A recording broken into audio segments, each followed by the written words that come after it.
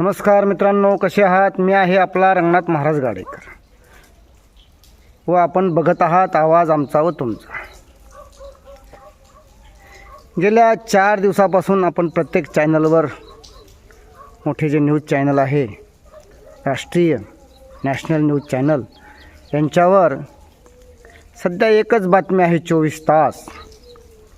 अमेरिकेनं एवढे बॉम्ब टाकले, एवढे क्षेपणास्त्र डागले, इराणनं एवढे ड्रोन सोडले, क्षेपणास्त्र सोडले, आयातुल्ला अली खामेनीच्या सह इराणचे 40 लीडर नेते त्या देशाचे ठार झाले. अनेक लोक मरत आहेत.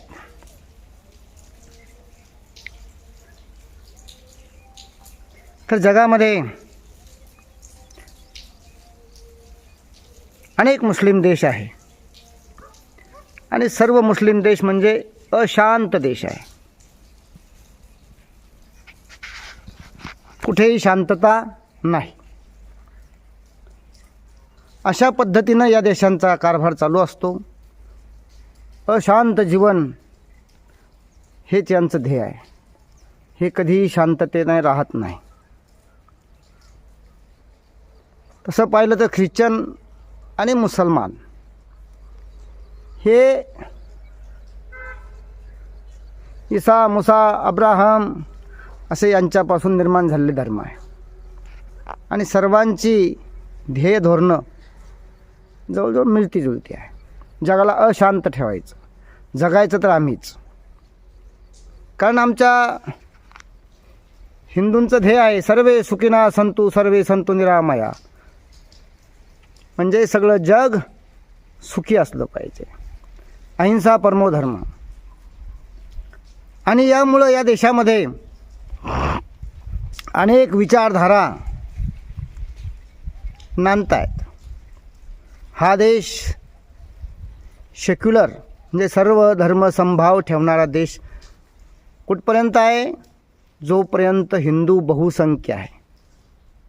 कारण जिथं ख्रिश्चन जास्त आहे तो देश ख्रिश्चनांचा,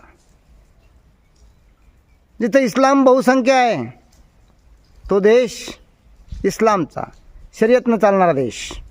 तर बाकीच्यांना मतदानाचा अधिकार नाही, काय कसलाही अधिकार नाही. राहायचं असलं तर चुपचाप राहायचं, जनावरासारखं काम करायचं, जनावरासारखे अत्याचार सहन करायचे आणि राहायचं. कुठलंही स्वातंत्र्य नाही, काही नाही. आणि जगामध्ये अनेक ठिकाणी तो आयातुल्ला खोमेनी मेला.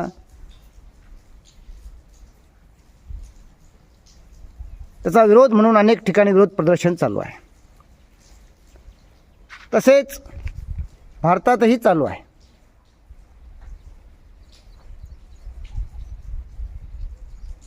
मागही ज्या वेळेला स्वातंत्र्याच्या अगोदर हाच खलिफा, याचा अगोदरचा खलिफा मेला होता किंवा त्याला मारलं होतं ब्रिटिश लोकांनी, त्यावेळेसुद्धा इथं खिलाफत चळवळ चालविली गेली भारतामध्ये. तसं जर पाहिलं तर या खलिफाचा आणि भारताचा अर्थार्थी काही संबंध नाही. अरे या देशामध्ये तुम्हाला आश्रय दिलेला आहे का? की आम्ही सर्वांचं सुख इच्छितो, सर्वांनी शांततेने नांदावं. आणि आज लखनौ असेल, मुंबई असेल, काश्मीरमध्ये अनेक ठिकाणी, दिल्ली, या शिया मुसलमानांनी प्रदर्शन चाललं आहे. नवे नवे नासधूस करतायत, लोकांना अत्याचार करतायत. अरे तुम्हाला कसला अधिकार आहे? काय तुमचा आणि त्याचा संबंध? आणि तुम्हाला एवढा जर पुळका असेल त्याचा, तुमच्या खलिफाचा, तुम्ही तिकडे जा ना, इराणमध्ये युद्ध करा, अमेरिकेबरोबर युद्ध करा. इकडे भारत देशामध्ये कशाला विरोध करता? कशाला लोकांचं जीवन बर्बाद करता? इथं इथल्या लोकांना तुम्ही का त्रास द्यायचा? कारण इथल्याच लोकांनी तुम्हाला आश्रय दिलेला आहे. या भारत देशाचं तुम्ही खाता, या भारत मातेची अन्न खाता. तुम्हाला ज्या वेळेस इथं हिंदूवर अत्याचार होतात त्यावेळेस तुम्ही बाहेर येत नाही. तुम्हाला 15 ऑगस्टशी काही घेणं नाही आहे, स्वातंत्र्य दिनाशी काही घेणं नाही आहे, प्रजासत्ताक दिनाशी काही घेणं नाही आहे, या राष्ट्राशी काही घेणं देणं नाही आहे. कुठं तो इराण, कुठं तो खलिफा? त्यानं तुम्हाला कधी 4 भाकरी दिल्या का? एखादा तुकडा घास खायला दिला? तुम्हाला एवढा त्याचा पुळका आहे तर जा की तिकडं. इथं कशाला लोकांना त्रास देतात रे बाबा? सरकारनंही यांचा चांगल्यापैकी बंदोबस्त करायला पाहिजे. कारण भाजपचं जे सरकार आहे हे केवळ हिंदूच्या मतदानावर निवडून आलेलं आहे. आणि हिंदूंनी तुम्हाला का मतदान दिलेलं आहे?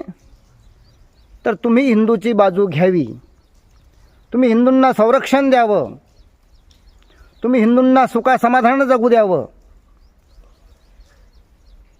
या अशा नालायक लोकांचा बंदोबस्त करावा, यासाठी तुम्हाला निवडून दिलेला आहे. हे लक्षात ठेवा. काल परवा मुंबईतली एक नालायक मुलगी आमच्या प्रभू रामचंद्राविषयी अनपसनप बोलती. कोण आहे राम? कोण आहे राम? अगं फटाकडे, ज्यावेळेस हे लोक बाहेर निघतील ना मग तुला कळेल ना. तुला काय रामावर बोलायचा अधिकार आहे? तू कोण लागून गेली रामावर बोलला? आणि म्हणे तिचे आई वडील भारतीय जनता पार्टीचे पक्षाचे पदाधिकारी आहे. मग पदाधिकारीच्या मुलांना एवढी समज नको का? यासाठी तुम्हाला पदाधिकारी नेमलं काय? अरे नालायकांनो, आम्ही तुमच्या सर्व गोष्टीचा सन्मान करतो, देवी देवता सर्वांचा सन्मान करतो, तुमच्या नेत्यांचा सन्मान करतो. मग तुम्हाला एवढा माज कसा काय पाहिजे? कशासाठी पाहिजे? अरे राम आमच्या हृदयामध्ये आहे. संविधान अरे आम्ही संविधान स्वीकारलेलं आहे, त्याचा सन्मान आम्ही करतो. म्हणून तुम्ही सुखा समाधानाने जगता, हे लक्षात ठेवायला पाहिजे सर्वांनी. तुम्हाला संविधानानं हा हक्क दिलेला नाही आहे की आमच्या प्रभू रामचंद्रावर तुम्ही काहीही बोलावं. लाजा वाटल्या पाहिजे तुम्हाला थोड्या तरी. आणि सरकारनं अशा भांडवलांचा वेळेस बंदोबस्त करायला पाहिजे, त्यांच्यावर गुन्हे नोंदवायला पाहिजे, यांना जेलमध्ये सोडू घातलं पाहिजे. त्यावेळेस या लोकांना कळलं. आणि जर सरकार हे करू शकत नसेल तर मग अशा सरकारचा फायदा काय आम्हाला? कशासाठी आम्ही हे काम करायचं? अरे आम्ही आमचे जीवन बर्बाद केलेलं आहे हे सरकार आणण्यासाठी. आमच्या आयुष्याची राख रांगोळी झालेली आहे. त्यावेळेला कुठं हे दिवस पाहायला मिळाले. आणि आज आम्ही रोज वाचतोय इथल्या कसायांनी आमच्या गोरक्षकावर हल्ला केला, पोलिसावर हल्ला केला. यांची हिंमत एवढी वाढती कशी काय? कारण यांना कायद्याचा धाक राहिलेला नाही आहे. नुसते कायदे करून चालणार नाही, तर कायद्याचा वचक पाहिजे, प्रत्यक्ष अंमलबजावणी झाली पाहिजे. आणि यांना अशी गोष्ट करताना 4 वेळेला विचार करावा लागला पाहिजे की हे जर आपण केलं तर आपली स्थिती काय होईल. लव जेहाद असो, अनेक गोष्टी आपण बघतोय की अनेक पोरी हे लोक गायब करतायत. छत्रपती शिवाजी महाराजांनी रांझ्याच्या पाटलाचा हातपाय तोडून चौरंग केला होता, कारण त्यांनी एका स्त्रीवर अत्याचार केला होता, तो मराठाच होता, हिंदूच होता, तरीही त्याला शिक्षा केली होती. असा सरकारचा वचक पाहिजे जनतेवर. त्यावेळेला हे लोक असे कृत्य करायला धजावणार नाही. आज एवढंच. जय श्रीराम.